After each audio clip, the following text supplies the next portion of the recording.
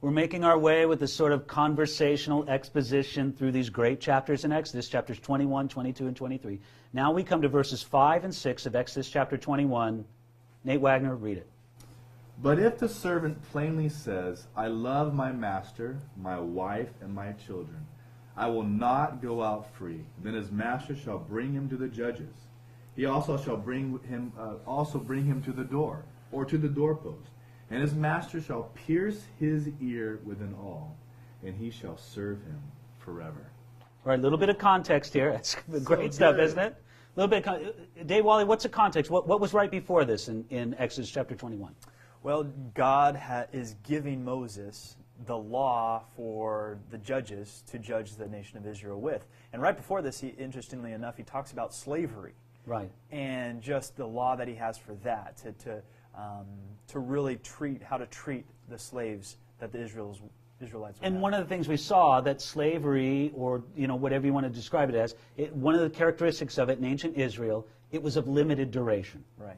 Well, but not always. Right. And isn't that what these two verses deal with? Mm-hmm. And so a slave could say, I'm done with my 6-year obligation, but I want to do more. And under what motive would he do that? Love. Where does it say that? Come on, look at the verse of the text. Verse 5. It says it right there in the very beginning. But if the servant plainly says, I love my master.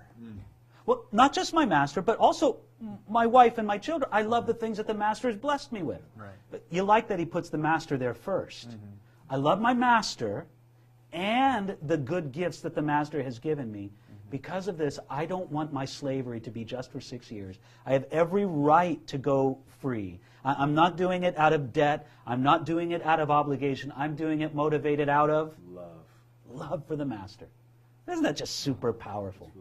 We see this. And so, if this was going to be the case, they would have a little ceremony. How did the ceremony go?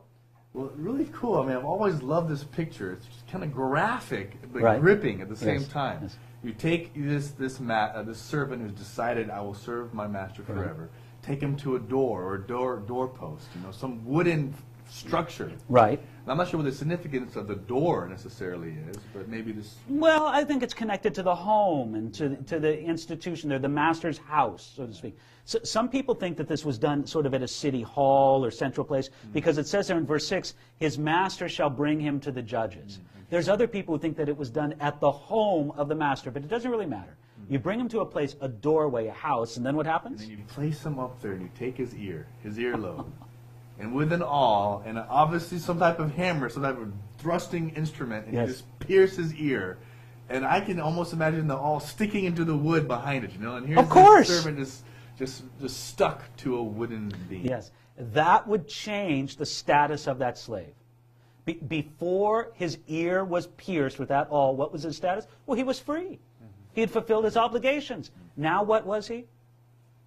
A slave forever. A slave for life. A bond slave motivated out of law. Or excuse me, out of love, not out of law.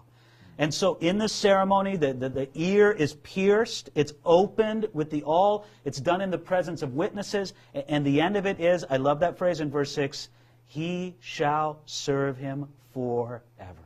It's just awesome to think of the ceremony taking place in ancient Israel. He says something like this. This is sort of how I imagine it. The servant says this, I know I have fulfilled my obligations to my master, and I've served him what I've owed, but I love my master. I am so grateful to him for all that he's given me that I will now gladly obligate myself to him for life. I don't do it out of debt. I don't do it out of shame. I don't do it out of defeat. But I do this for my master out of love. Isn't that powerful? Look, can we search for an analogy in our walk with God? Tell us about it, David. Come on. Well, I mean, it's definitely, really for one, a picture of just our love for our master. Absolutely. Again, motivated out of love. There are people who serve God out of debt or out of shame or out of a sense of obligation. But how much greater to do it out of love. And I think it really, for one thing that really strikes me is just the recognition that the servant has for his master in who the master is. You know, his willingness to pledge his life to his master speaks not only of the servant and his faithfulness, but also of the master, most pointedly. Well, one of the things this reflects on is that this is a public ceremony. You'll bring him to the judges. I mean, conceivably, you could think of this being a very private thing, just between the servant and the master. God says, no, I want this to be a public ceremony, where publicly the master's glorified. I mean, everybody would know this man is such a good man, such a man of blessing and care, that this man who might have hated him because he had the obligation to serve him, instead he loves him. And the picture of, you mentioned the master, but how about the servant? Forever marked with a hole in his ear, knowing that that man has chosen servanthood to his master. It doesn't say, but don't you think that they'd have to put an earring or something in there? I mean, right, it doesn't say it, but something just, I mean, you have to think that would be the proudest thing that servant would have. And again, it would also give glory to the master. So every time somebody saw that this man's ear was pierced through with by the way, with an awl, I don't think that's like a little pinprick, right? Right. That's opening up the ear in a pretty significant way. And at the end of it, it says that he shall serve him forever. Again, this was going to, you had to think before you went down this road, didn't you? Yeah. You couldn't wake up the next day, no, I don't think so. Yeah. You had to be persuaded of it. And that's why I like this. We have a quote from Meyer. That all represents the nail that affixed Christ to the cross. And we must expect it in every true act of consecration. Wow. Well, you think that just through this Jesus' body was pierced and went through to the wood. That's exactly what happened at the doorpost with this servant. Now, I think that there's several different levels that we can look at this. One of them is, and I think you mentioned this, it was a way of branding a person, marking them as a follower of their master. And the pagans of that day, they had this custom of branding a slave with the mark of the owner. This wasn't practiced in Israel, but this was a way to practice it without actually, mutilating or burning a person. But Paul sort of referred back to this. In Galatians chapter 6, verse 17, Paul says this, from now on, I think this is one of the coolest phrases in the New Testament, from now on, let no one trouble me, for I bear in my body the marks of the Lord Jesus. It's almost as if Paul's saying, I'm a slave for life. I bear these marks in my body. Don't trouble me. I find that pretty awesome. Paul said, just get back. Don't trouble me. Don't mess with me. I bear in my body the marks of the Lord Jesus. He was a bondslave. Well, let's just we'll work towards a conclusion. We don't want to act like we're ending right now. But let's say that there's three ways that we really see this picture. Now that we really understand what's going on, how there's a servant, there's a master, there's the judges, there's a public ceremony. He's declaring, I'm done with my 6 years of obligation, but I want to serve him for life. We've got the whole picture in mind. Let me say, first of all, I think that this is, number one, it's a picture of the sinner's service of sin. What do I mean by that? Well, look, there comes a place where the sinner is so filled with love and devotion towards his sin that he gives his heart over to his master. Look, I'm drawing this from a on-fire sermon I read by Charles Spurgeon. It was titled this, The Ear Bored with the All. And he talks about this on many different levels, but one of the levels he talks about it is, I don't know if you guys have seen it. I mean, I know I have in my years, that there comes a place, sort of a critical turning point in a person's life, where they're so given over to the love and the service of sin that it's like a tipping point and it's too late.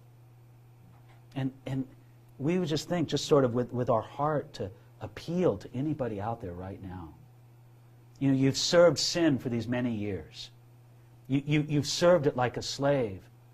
It's not too late. You haven't reached that tipping point. Come, you can shake loose of that bondage and give yourself to the master that you should give yourself to. A master that will love you and care for you. But it does speak to us in some ways, a picture of the sinner's service of sin. What else? What else do we got here? But isn't it at the same time picture our service to Jesus? Amen. Our Right on. believer's service to Christ. That we have the power to go free if we want to. Wait, he really says that, right? I mean, look, I'm not making you free- do this. free indeed. You're free. What do you want to do with your freedom? And what did this bondslave want to do with his freedom? Offer it up to the master. Take me to the doorpost. Okay, that's one aspect of it. But also that we would be willing to take the consequences of chosen service to Christ. Yeah. That when we're saying I'm going to follow Jesus, that means there's some certain obligations that I'm going to follow. I'm going to follow His leading, His guiding, His demands. Right. And then also that we would be, the idea that we are motivated out of all that for love for our master. Right. The reason we serve Him is because we love Jesus Christ, our Messiah. That's great. Anything else? Okay, we got it as being a picture of the sinner's service of sin. It's a picture of the believer's service to Jesus. Well, I'd say lastly is just it's a picture of Jesus' total service to God the Father. Right on. In matter of fact, in Psalm 46 through 10, it says this, "Sacrifice and offering you did not desire. My ears you have opened. Burnt offering and sin offering you did not require. Then I said, Behold, I come. In the scroll of the book it is written of me. I delight to do your will, O my God, and your law is within my heart. I have proclaimed the good news of righteousness in the great assembly. Indeed, I do not restrain my lips, O Lord. You yourself know. I have not hidden your righteousness within my heart. I have declared your faithfulness and your salvation. I have not concealed your loving kindness and your truth from the great assembly." Wow. This is Jesus, the ultimate servant, the perfect servant. It's pretty powerful. No, just his public declaration Yes. of God's faithfulness, His loving kindness, His truth, in the same way the declaration that the servant makes about his master standing there at the doorpost to everyone that is around him, right. His faithfulness, His loving kindness, Yes. His truth. Jesus does the exact same Giving thing. glory to that master. In Exactly. the same way Jesus gave glory to the Father. So yes, it does speak to us of our devotion to Jesus, but even more so His perfect obedience on our behalf. His perfect service directed towards us. Great stuff. We'll wrap it up here. We'll come back for another one and continue on in Exodus chapter 21.